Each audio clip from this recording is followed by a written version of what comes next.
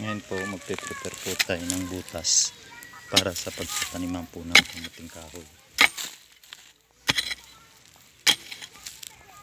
Butas po tayo ng 4 to 6 inches ang lalim po.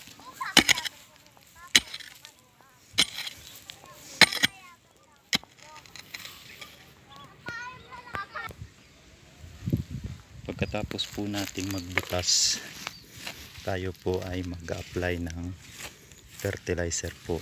Ang tawag ng pamamaraan po ng method of applying of fertilizer po ay deep soil application po.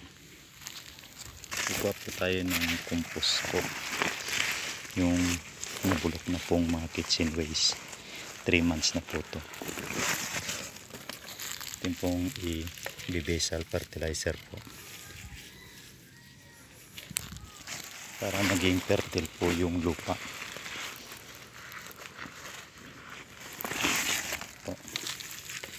Ito po yung mga compost po, na decompose na po. 3 months na po to. Halo-halo po itong mga kitchen waste na pinabulok. Tapos po natin malagyan ng basal fertilizer po. Babalik po natin yung lupang hinukay po,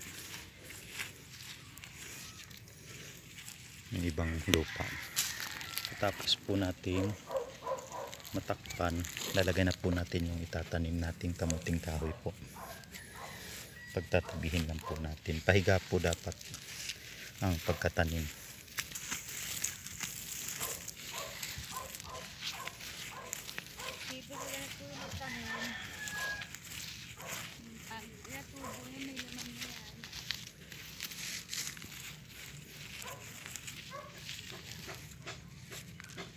Yan po ang pamamaraan ng pagtanim ko ng kamuting kahoy.